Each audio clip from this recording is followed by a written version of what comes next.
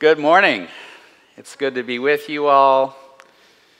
We're going to read this morning from 1 Corinthians 13, but we're going to do it in 3 different chunks. So listen for God's word for you this morning as we read the first 3 verses. If I speak in tongues of human beings and of angels, but I don't have love, I'm a clanging gong or a clashing cymbal. If I have the gift of prophecy and I know all the mysteries and everything else, and if I have such complete faith that I can move mountains, but I don't have love, I'm nothing. If I give away everything that I have and hand over my own body to feel good about what I've done, but I don't have love, I receive no benefit whatsoever. I teach in the Doctor of Ministry program for Pittsburgh Theological Seminary, which is one of the seminaries of the PCUSA.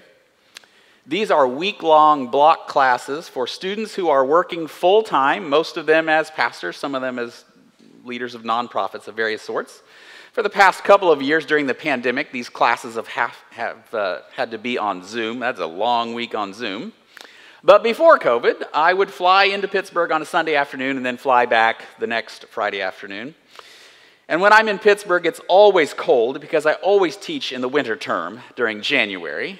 They do have these courses at other times, but I'm never assigned those warmer, more pleasurable times. So in January, just before the pandemic, I flew into Pittsburgh on a Sunday. I met students for a dinner and a reception that night. Then I taught all day, every day, all week, had several meetings on the side, several meetings over lunch hours, several meetings in the evenings. By the time we got to Friday morning, the students were exhausted and I was exhausted. Our class ended Friday morning at 11:30. I ended it then because I needed to get to the airport. I ran out, had my bags ready, jumped into a waiting car to head to the airport. Now, if everything went according to plan, my flight through Detroit would get me back here to Kansas City by 5 p.m. I was pretty excited about this. You might guess where this is going. I threw my bags in the trunk, sank into the back seat, ready to close my eyes for a quiet, restful ride to the airport. "Hello, Dr. Witt," said my driver, Louis. "You're a pastor, right?" I tried to think of a lie quick, but I was too tired. I should have just said, "Nope, marine biologist." But I wasn't thinking. So sheepishly, I admitted, yes, I am. "Oh, I love the Lord," said Louis. "God brings me so much joy, and I have so much to be thankful for." It turns out that Louis is an active deacon in his church, and I feel horrible saying this in front of you in public, but I had been talking about the good Lord all week, and I wasn't sure I had the energy to listen to Louis' testimony. Turns out I didn't have a choice, as I was Louis' captive audience. Other cars kept zipping past us on the snowy highway because Louis was busy telling me about his love for the Lord, and he liked to make eye contact, so he was in the rearview mirror a lot, and we were cutting it a little close on time. We did get there. I made it through security, got to my gate barely in time. The weather was icy, so the plane was a little late taking off. We landed in Detroit 20 minutes before my connecting flight to Kansas City, so you all have done this. You're nervous at this point. By the time we got to the gate, I had only 15 minutes. By the time I got off the plane, I had 10 minutes. I got off at gate A71 in Detroit. My flight to Kansas City was leaving from gate A15. You do the math, that's quite a way. So I'm running, but running with the pull-along luggage, so it's weird. I got to A15 precisely 2 minutes past my departure time, but the plane had just pulled away from the gate. Now, there were 4, I know you, thanks for the sympathy. I didn't expect that. What a loving congregation. There were 4 of us. I was the fastest, but there were 4 of us who ran to try to catch this flight and barely missed it. And the poor gate agent, the Delta agent, who of course is not personally responsible for Delta's flight schedule, then had to put up with the 4 of us and listen to us squawk and complain about this terrible, egregious injustice. Did he know that it was Delta's fault, in fact, that we were late? Did he know that we all ran as fast as we could to make our flight and nearly pulled a hamstring? Did he know that we ourselves had been on many flights before, that when we had waited for other people so they could make the connection, and on we went? Now, I'm going to spare you all the details, but this, friends, was not my best moment. In my fatigue and frustration, my behavior was, let's call it, less than loving. I was so focused on myself, my script, right? I had a plan for the day, how I wanted things to go, how I wanted things to turn out, that the needs of everyone else faded completely from view. I had spent a good chunk of that week talking about God's love, how good it is to live in the love of God, and then I failed to enact it when it really mattered, when it got hard. 1 Corinthians 13, the love chapter, we call it. Often it's read at weddings. We do that, I think, because we have a tendency to read it rather sentimentally. What I want you to hear this morning is how bracing, how stark and stimulating it really is. The Apostle Paul urges us to come to grips with the deadly serious possibility that fervent, religiously observant, well-intentioned people like us may well be telling ourselves one story, but living by another. We might be using the right words, like I did that week, by talking about God's love, while enacting behaviors motivated by something utterly unlovely. Have you ever done this? One of the most important things that happens every week when we gather for worship is that we're invited together to prayerfully consider whether there might be some level of contradiction between the life we want and the life we're currently living. Call it sacred discomfort. And we choose to be here, right? We're here because we want this. We welcome it. And friends, to be honest, this radically open, breathtakingly vulnerable way of life, this is what keeps me Christian.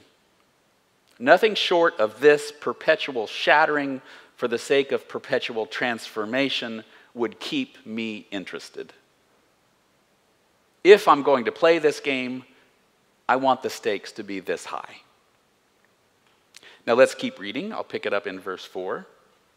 And I'll do this slowly because the best part of the sermon may be just sort of the spaces in between these phrases where you do some imaginative, contemplative, prayerful work. Okay? Love is patient. Love is kind. It isn't jealous. It doesn't brag. It isn't arrogant. It isn't rude. It doesn't seek its own advantage. It isn't irritable. It doesn't keep a record of complaints. It isn't happy with injustice. It is happy with the truth. Love puts up with all things,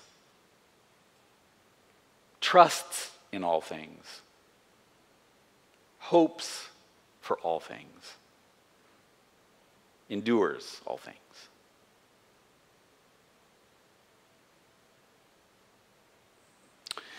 The only way to measure our shared lives is to ask whether our contribution to the community, right? Whether you're thinking about family, neighborhood, congregation, city, whether our contribution to the wider community is an expression of love. That's all that counts. And when we talk about love, it's not sentimental. It's not some generic, abstract thing. Love can be described very simply, and it's the way God deals with us in Jesus Christ. By drawing near to us in Jesus Christ, God loves us in ways that are patient and kind. God doesn't insist on keeping distance from the messes we've made in life. God doesn't manipulate us or coerce us ever. God's love leads us into the truth about ourselves and others. God's love bears all our foolishness, our slowness, our stubbornness, our immaturity, our selfishness, our pettiness, the harms we inflict on ourselves and others.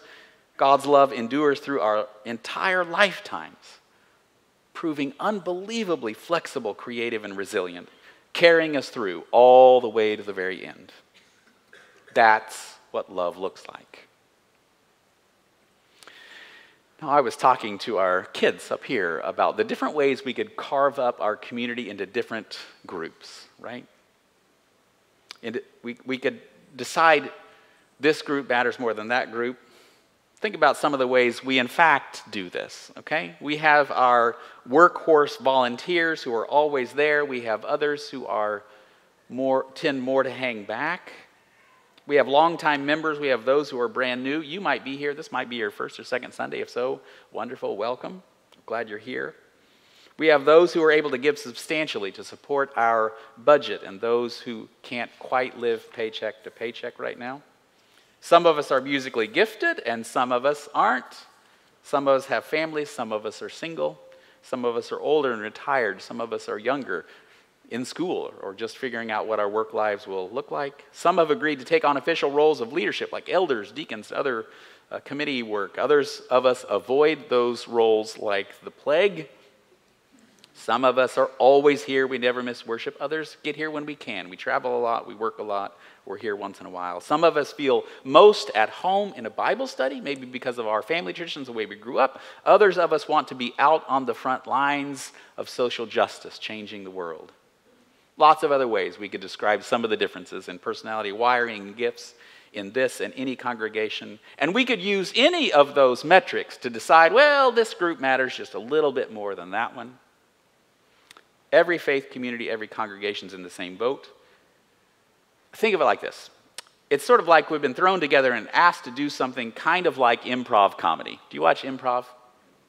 These people are really impressive. It's kind of what we're doing, though. We get thrown just a bit of a plot to get us started, right? And then we're supposed to come up with something to act it out together. So the little scrap of plot we get in this improv routine is, you've been loved, now go do something. And then it's up to us, right? Off we go, improvising. That's how I think of the work that's currently being done by our Matthew 25 committee. I mentioned it already, but you're going to hear more about it in weeks to come as we as a congregation wrestle with how best to organize ourselves for loving action in the world. Our Matthew 25 folks are tasked with helping us think hard about our mission and ministry and then to reorganize ourselves and refocus our energies. What would a congregation like Second look like? What kinds of things would we be doing if we were absolutely, utterly convinced that love matters more than anything else? Now again, that's a question that's spacious enough, compelling enough to draw me in and keep me here in this game. It's attracting lots of others to us as we see guests showing up here week after week as well. But note, my friends, that we have to keep tracking this task of organizing our shared lives around loving God, loving ourselves, loving others, whoever, however, and wherever they are, with a love that transforms us all. That's our mission statement, and we want to keep it at the center of what we're doing. And I don't know yet what this will mean for the ways we foster congregational vitality. That's an important word for the PCUSA right now, thinking about what it means to move into the future as a relevant church. I don't know exactly what it means for the specific ways we organize ourselves to eradicate poverty here in our community, to continue pressing further into the joy of becoming an anti-racist community. But I do know that this work will be done together, that it will be exciting and satisfying, and I know that it will be hard too. It will be hard because all other frameworks for organizing our lives will have to be released and let go. We cannot be content for the various socioeconomic hierarchies that structure our wider culture to be just played out here, mirrored here in how we live together. We can't let that happen. We can't find our motivation to keep doing what's familiar, to make sure that everyone's always comfortable. We can't think primarily in terms of institutional survival either, which churches are pretty prone to do. What we can do is realign our energies toward the risky, exciting, adventurous ways of love. Let me read that final part of 1 Corinthians 13. I'll pick it up in verse 8. Love never fails. As for prophecies, they'll be brought to an end. As for tongues, they'll stop. As for knowledge, it will be brought to an end. We know in part, we prophesy in part, but when the perfect comes, what's partial will be brought to an end. When I was a child, I used to speak like a child, reason like a child, think like a child. But now that I've become a man, I've put an end to childish things. Now we see a reflection in a mirror, then we will see face to face. Now I know partially, but then I will know completely in the same way that I have been completely known. Now faith, hope, and love remain, these three things, and the greatest of these is love.